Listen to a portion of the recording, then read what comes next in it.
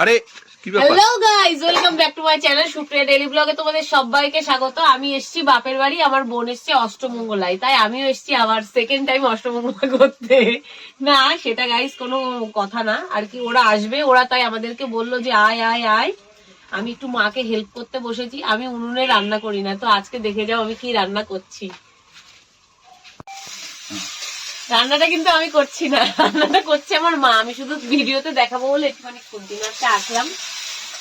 আমার বেশ ভালোই লাগছে উনুনের পরে বসে রান্না করতে, তাই ভাবলাম একটু মাকে শিম কটা কেটে দিই। তো আজকে আমার বোনের জামাই বাজার করেছে। আজকে রান্না হচ্ছে লাল শাক ভাজা বড়ি দিয়ে আর বাদাম দিয়ে, আর হবে শিম পাতুরি, আর হবে মাছ, 2 রকম মাছ। সবই তোমাদেরকে দেখাবো আস্তে আস্তে, তোমরা একটু। আর এদিকে দেখো খেলা চলছে এখন। এই যে আমার সরু ভাই খেলছে, এই যে আমার শালা, আর এই যে আদি দেখছে, আর ওই যে বড় মেয়েও দেখছে।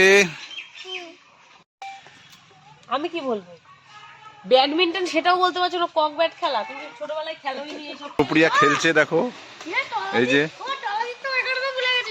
আমার শালিয়ে চলে এসছে এখন খেলার জন্য। এখন 2 বোনের মধ্যে কম্পিটিশন চলছে। এই যে হেরে গেছে আমার শালি। তুমিও খেলবে?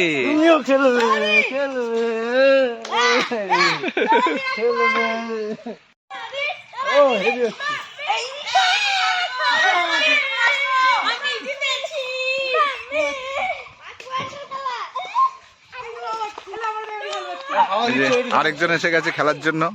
ম্যাডাম কি খেলবেন? চলেন লুডো খেলি আমি আর আপনি। ছক্কা পুট সমান সমান পাচ্ছে।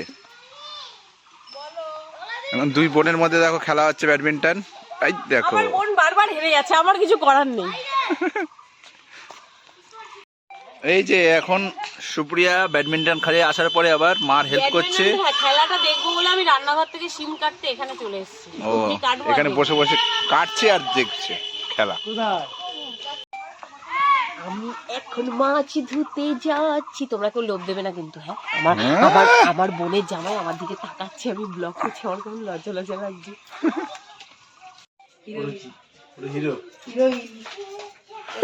তুই একটু দিয়ে ঢং কর। লজ্জা পায়। চলো।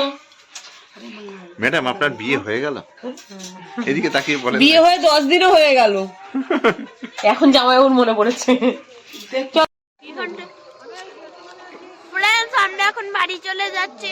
তোমাদের যদি এই ব্লগ ভিডিওটা ভালো লাগে তাহলে লাইক করো, শেয়ার করো, কমেন্টস করো। যারা আমার চ্যানেলে নতুন তারা আমার চ্যানেলকে সাবস্ক্রাইব করো। Tata, bye. ওই যে